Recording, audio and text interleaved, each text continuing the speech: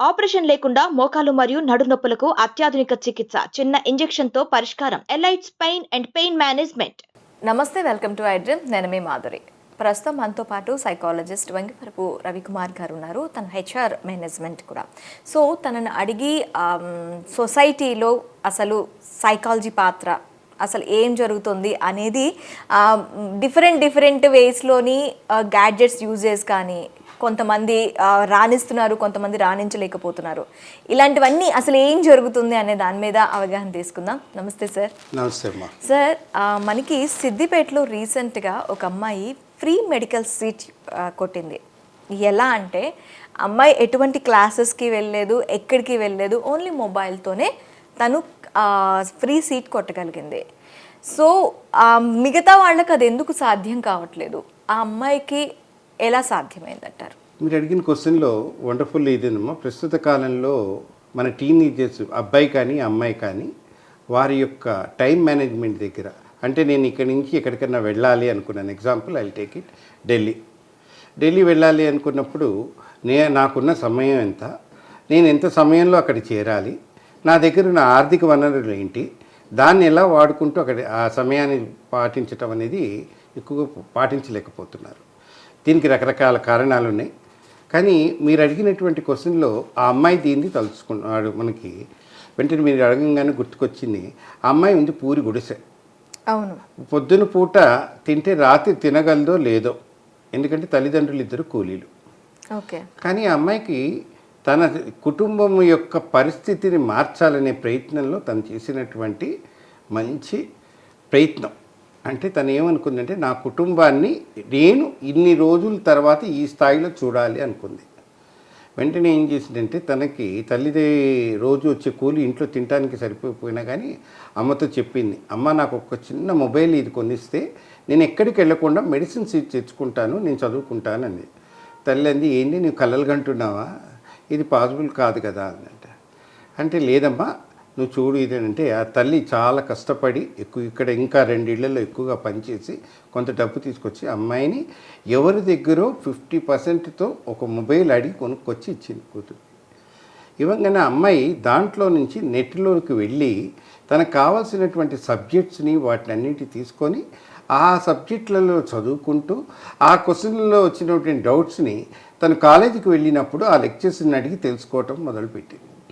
మొదట్లో అందరూ పిల్లలంతా కూడా హేళన చేశారు, పుస్తకాలు చదివేనా జీవితం అంటే ఏంటిది అనుకుంటారు.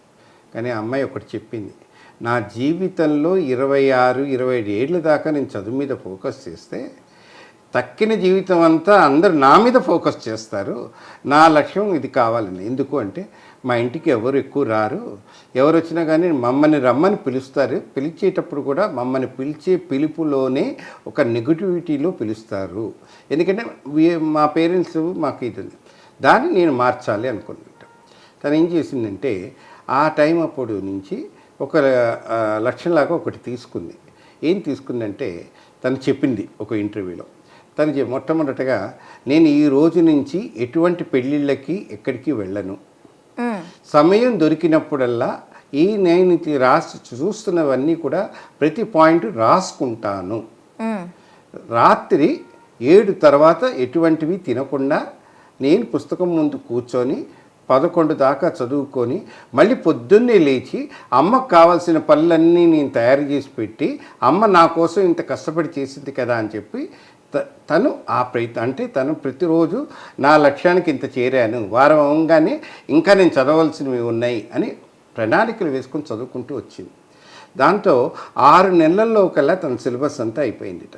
ఇంకా ప్రతిరోజు తను పాత క్వశ్చన్ పేపర్స్ తీసుకొని వాళ్ళ అమ్మకి తెలియపోయినా, అమ్మ ఇది ఇక్కడి నుంచి ఇక్కడికి టైం రాగానే నాకు చెప్పమ్మా అని చెప్పి తను ఆన్సర్స్ చేసుకుంటూ వెళ్ళింది. ఆ ప్రాక్టీస్ వల్ల ఏమైంది, టైం మేనేజ్మెంట్ తెలిసింది, క్వశ్చన్స్ ఎక్కడెక్కడ వస్తుంది, లెక్చర్స్ని ఎటువంటి క్వశ్చన్స్ అడగాలి, ఏ సమాధానం మనం రాయాలి అనేది అడగటం వల్ల లెక్చర్స్ మొట్టలో ఆట పట్టించినా కానీ ఈ అమ్మాయి అడిగిన దీనికి తెలుసుకొని చెప్పడం మొదలుపెట్టారు. దాంతో ఆ అమ్మాయికి మొదటి సంవత్సరంలోనే she scored around 98% of percentage marks in inter.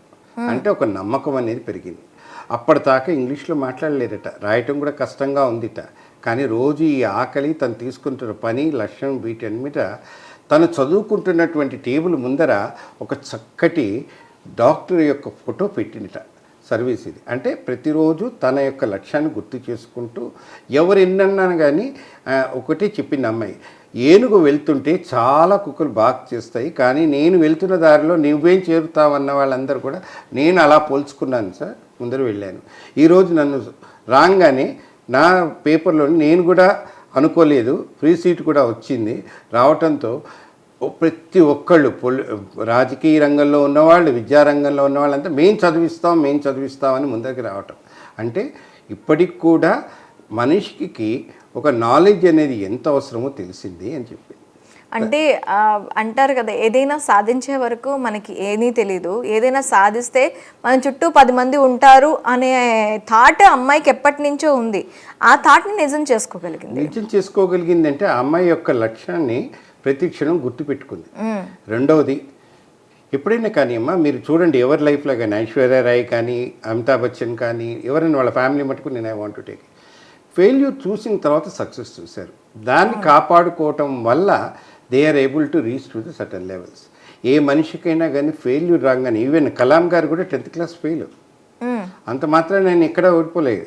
మరి paper boy has become a first citizen of our country అయినప్పుడు ఆయన చెప్పినటువంటి ప్రతిదీ మనం గుర్తుపెట్టుకోవాలి. నేను ఒక చెట్టు ఎండిపోతుంటే చిలక వెళ్ళిపోయింది, ఉడత వెళ్ళిపోయింది, తిరిగి ఆ చెట్టును కాపాడి దాన్ని మళ్ళీ ప్రొటెక్ట్ చేసి పెంచుతుంటే అదే చిలుక తిరిగి వచ్చింది, అదే ఉడత తిరిగి వచ్చింది అని చెప్పారు ఆయన. అంటే మన దగ్గర ఉన్నటువంటి ఎప్పుడూ కూడా ఏది లేదు అన్నప్పుడు అందరూ వెళ్ళిపోతూ ఉంటారు, వాళ్ళని చూసి భయపడకూడదు. మనలో ఉన్న లోపాలని ఎప్పుడైతే దాన్ని చూసుకుంటూ వెళ్తూ ఉంటే, అందువల్లే అంటారు మనలోని లోపాలని మనం గుర్తించుకుంటే ఎదుటివారి యొక్క దీని మీద మన ఫోకస్ పోదట. ఎదుటి వాళ్ళు మాట్లాడుతున్నప్పుడు అది ఒక హాస్యాస్పదంగా మారిపోతుంటా. మార్పు రావాలన్నది నీలో నుంచే కానీ ఎదుటి వ్యక్తిలో నుంచి కాదు. నేర్పు రావాల్సింది ఈరోజు కానీ రేపు కాదు. సమయం అనేది ఈ క్షణం నుంచి మొదలవ్వాలి కానీ మరుక్షణం నుంచి కాదు. కంటి నీరు ఎంత ఉప్పగా ఉన్నా ఆ నీరులో 2 రకాలు ఉన్నాయి. ఆనందంతో వచ్చిన బాష్పాలకి అది అంతులేనటువంటి నవ్వు యాడ్ అవుతుంది, బాధతో వచ్చిన కంటి నీరుతో మనసు కుంగిపోతుంది. ఈ రెండిటిని తేడా తెలుసుకుంటే జీవితంలో కష్టపడాలా అనే దానికి సుఖపడాల్సింది. అందువల్ల అంటే ఆ అమ్మాయి చెప్పింది 26 సంవత్సరాల దాకా నేను కష్టపడితే తక్కినవన్నీ నా దగ్గరికి వస్తాయి అంది. అంటే 26 సంవత్సరాలు తను మెంటల్గా ప్రిపేర్ అయిపోయింది. నేను ఈ పని చెయ్యాలి, నేను ఇలా చదువుకోవాలి, మార్గం నేను వేసుకోవాలి. అంటే ఒక గ్లాసులో నీళ్లు పోసినప్పుడు సొహం నీళ్ళే ఉన్నాయని చెప్పి ఆలోచించకుండా ఉన్న నీటిని ఎలా వాడుకోవాలి, ఎలా వనరులు ఎలా చేసుకోవాలి, నాలో మార్పు తెచ్చుకుంటే నేను ఇతరులలో మార్పు తెచ్చుకోగలుగుతాను అని. ఇంకో విషయం, మనం ఎప్పుడు కూడా టీనేజర్స్ని చాలా తక్కువగా వాళ్ళు చేస్తున్న అల్లరిని గుర్తిస్తాం, కానీ మన దురదృష్టకరమైనటువంటి మన న్యూస్ పేపర్లు కానీ లేకపోతే మన వార్తా ఇవి కానీ ఎప్పుడు కూడా యువతని ఎప్పుడు కూడా ఒక నెగిటివ్ కోణాన్ని ఎక్కువగా చూపిస్తారే కానీ వారు సాధించినటువంటి మంచి మంచి కోణాలని ఎప్పుడు కూడా మనం ప్రజెంట్ చేయలేకపోతున్నాం. లైక్ ఎగ్జాక్ట్లీ మొన్న 103 శాటిలైట్ మనం పైకి పంపించాం. దాంట్లో 42 శాటిలైట్స్ని ఇండియన్ స్టూడెంట్సే తయారు చేశారు. ఇది ఎవరు చెప్పలేదు, ఇంత మటుకు ఎవరు పట్టించుకోరు. కానీ అదే ఒక పబ్లో కనపడిన టీనేజర్ని పట్టుకొని టీనేజర్స్ అందరూ ఇలాగే ఉంటారు అంటారు. మరి చెడుని తొందరగా ప్రచారం చేయగలిగిన మనం మంచిని ఎందుకు ప్రచారం చేయలేకపోతున్నాం? మంచిని ప్రచారం చేస్తే ఇంకా మంచిని పెంపొందించుకుంటారు. అది అంటే name your 4 friends, I will tell who are you. అంటే మనిషికి చాలా కోరికలు ఆశలు ఉంటాయి. ఏ వయసులో కానీ చనిపోయే వయసులో దాకా కోరికలు ఉండాలి. అప్పుడే జీవితంలో కష్టం లేకుండా ఎదిగినది ఎప్పుడూ కూడా ఫలితాన్ని అనుభవించలేదు. జీవితంలో కష్టంతో సాధించిన ప్రతిదానికి అనుభూతి, దాని యొక్క ఆకృతి ఎంత బాగా ఉంటుందో. అంటే గంధపు చెట్టు, దానిలో ఏది పనికిరాదు అనేది లేదు, అందుకే ఆ చెట్టు యొక్క విలువని. అప్పుడు ఎప్పుడైతే మనిషి కూడా తను గంధం చెట్టులాగా మారగలిగి తను చేస్తున్న ప్రతి పనిలో పాజిటివ్నెస్ చూడగలిగితే మనం గత 5 ఏళ్ల కింద చూసిన భారతదేశం ఇప్పుడు చూస్తున్న భారతదేశానికి ఎంత తేడా ఉన్నది అనేది మనం చెప్పగలిగితే అప్పుడు మనకు తెలుస్తుంది మనం ఏ దశలో వెళ్తున్నామని. అదే ఆ అమ్మాయి చేసినటువంటి ప్రయత్నం. మార్పు చాలామందికి అంటారు మొబైల్ అంటే ఏంటో తెలుసా అమ్మా? పూర్తి పేరు మాయా ఆపరేటింగ్ నేషనల్లీ ఇంటర్నేషనల్లీ ఎవ్రీవేర్. అంటే దాంట్లో ఉన్నది ఏది కూడా మీకు, కానీ అది వాడే విధానం, అది నేను ఏ పర్పస్ కోసం వాడుతున్నాను, ఎందుకు వాడుతున్నాను, ఎందుకు చేయగలను. అమ్మాయి మీకు నెలకి ఎంత కట్టిందో తెలుసా అమ్మ? మొబైల్ బిల్ దీనికి 250 రూపాయలు. అంటే ఆ 250 రూపాయలో తనకు కావాల్సినటువంటి సబ్జెక్ట్ మీదే ఫోకస్ పెట్టిందే కానీ వేరే డైవర్ట్ అవ్వలేదు. అంటే లక్ష్యం గురి తప్పకుండా ఉంటే ఆ గురి తప్పనటువంటి దీనిలో నుంచి నేర్చుకోవలసినవి చాలా ఉంటాయి. కడుపుకి ఆకలేయంగానే కోరికలు పెరుగుతాయిట. అవును. కానీ మెదడుకి ఆకలి వేసింది అంటే మటుకు ఆకాశ శిఖరాలను ఎక్కి దాని యొక్క పైన తన అనుభూతులను పంచుకునే స్థాయికి చేరగలుగుతారట. అందుకని మనం పేరు గొప్ప కన్నా కూడా మన యొక్క స్వయం శక్తితో విత్తనం లోపల ఏ మొక్క ఉందో తెలుసుకొని అది ఎక్కడ నాటగలిగే శక్తి సామర్థ్యాలు ఎప్పుడైతే మనలో పెంచుకుంటామో ఆ విత్తనం యొక్క విలువ పెరుగుతుంది. అందుకే రైతు ఎప్పుడు కూడా లాభము, నాకు ఈ వరదలు వచ్చాయి, నష్టం వచ్చాయని ఎప్పుడు అనుకోడు. ఈ ప్రయత్నం ఫెయిల్ అవుతే మళ్ళీ నేను తిరిగి చేయాలనే ప్రయత్నం చేయటం వల్ల ఈరోజు మనం 4 పూట్ల కానీ 3 పూట్ల కానీ 2 పూట్ల కానీ 1 పూట కానీ భోజనం చేయగలుగుతున్నాం.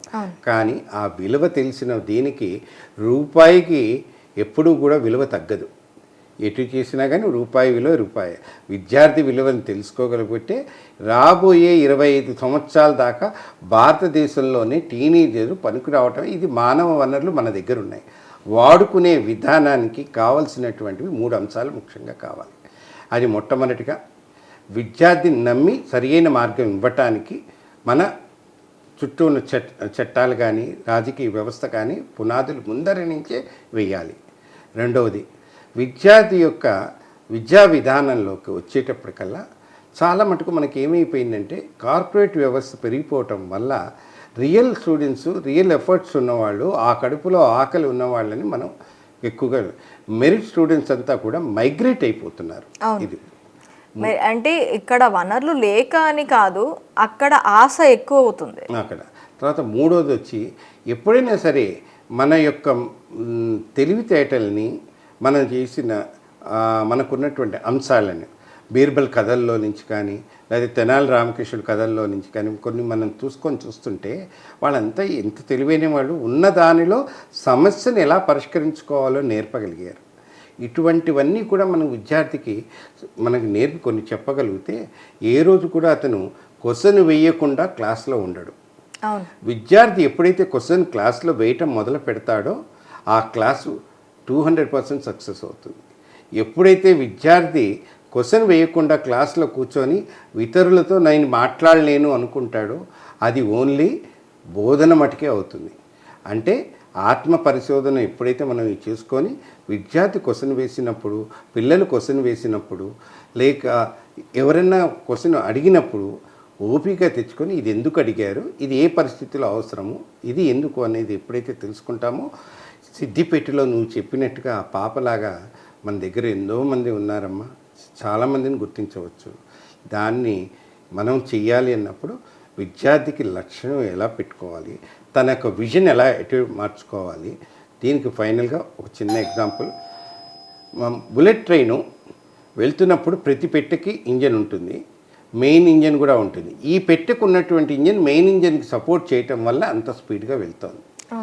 అలాగే జీవితంలో కూడా కుటుంబంలో చేయవలసిన విద్యార్థి చేయవలసిన పని విద్యార్థి, తల్లిదండ్రులు చేయవలసిన పని తల్లిదండ్రులు. ఈ సమయాన్ని పాటించటంలో ప్రతి వాళ్ళు నేర్చుకోగలిగితే సమయ పాలన ఎక్కడ ఉంటుందో విజయ సాధన అనేది అక్కడ ఉంటుంది.